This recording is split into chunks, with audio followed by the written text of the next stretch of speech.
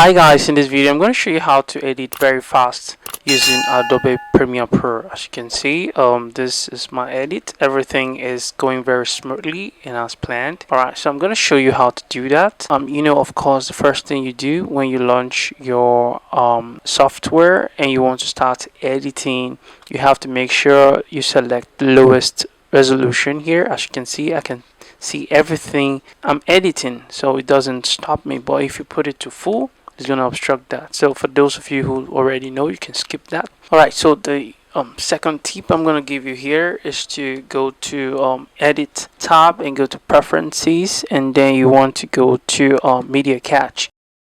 Okay, you want to make sure you clear your media cache, because when you edit, Adobe Premiere Pro save that cache so that when you want to play back, it doesn't need to struggle to play back anymore. So those cache files are there already. So but since you're doing a new edit, or you just want to start afresh for a new day, you just want to go ahead and just delete it. Okay, click on delete, and you want to make sure you delete everything to clear the space.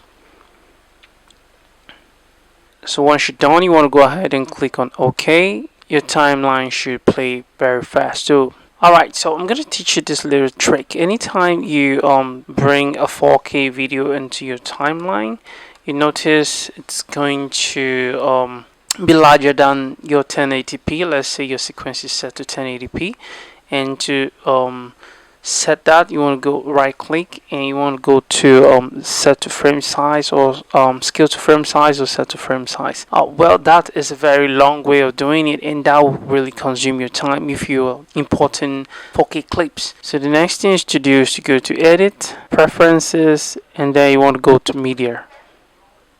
Right, once you're here, you're gonna see default media scaling. Right now I set it to frame size. You can set it to scale to frame size or set to frame size. And anytime you drag a 4K video into your timeline, Premiere Pro is just going to resize the video to fit your 1080p sequence. As you can see, we have two of them here. If you set it to scale to frame size, Premiere Pro is going to resample the video. So I strongly suggest you set it to frame size. This way, anytime you drag a video into your timeline and it is 4K, Premiere Pro will be able to resize it. You'll still be able to scale in and out without losing quality. Maybe you want to do animation on the video and you want to scale in, scale out. You're not gonna lose quality.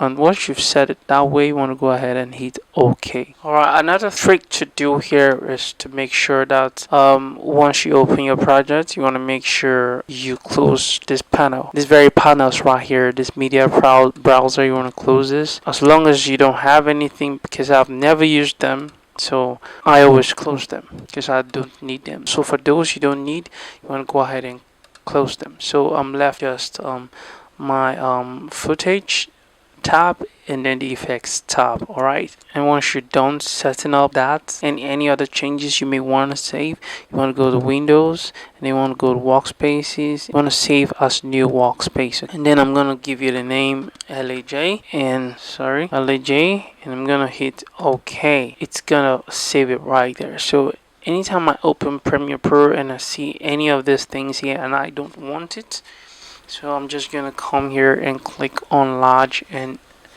it will take me to this workspace. So otherwise I can just go back to editing. And this one is common for those of you who use a particular effect over and over again. Let's say you want to use exponential fade or constant power many times. So what you want to do is come to effect, then you want to go ahead and search for the effect, power or constant gain. What you want to do is to right click and set it to default transition. That way you can just select it and you can just do Shift D and it's going to appear right there. You can also do that for the video transition. As you can see, this is for the audio. You can do this for the video. Let's say your crossfade, you can go right in there and set it to default transition so you can use it over and over again.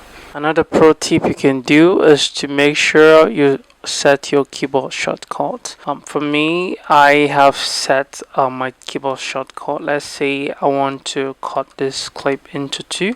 I can just hit S on my keyboard and the edit is added. I'm gonna Control Alt K, and then you want to come here to the search bar and you want to say add edit, and it's going to appear right there. As you can see, I have set it already. To make sure you set this, what you want to do is to drag and drop it to a particular alphabet you want it to be set to, and it's going to set to that. I want to search for another one, which is zoom out, and it's set to this. Alright, so once you're done with that, what you want to do is to hit OK, and your setting will be applied, okay, just like that. So instead of using clicking on C to activate the razor tool, you can just go ahead and select the footage. Let's say this is selected, and you can just hit X on your keyboard and it's already added the edit. So you want to stick to the end because I have a pro tip for you. Alright, so let's say you're editing with a very slow system and you tried almost everything and it is not working for you, and everything keep dragging and it's not playing as smooth as this one. What you want to do is to come to Windows and go to Workspaces, and then you want to click on Reset to Saved Layout. Okay, this little trick is going to play very fast. Alright guys, that's it from me today. If you like the video, please subscribe to the channel and also like the video so that more people can discover this content. And if you have any other question, please leave them in the comment section. If you have any other tip or tricks, you can also leave them in the comment section. I'll see you in the next video.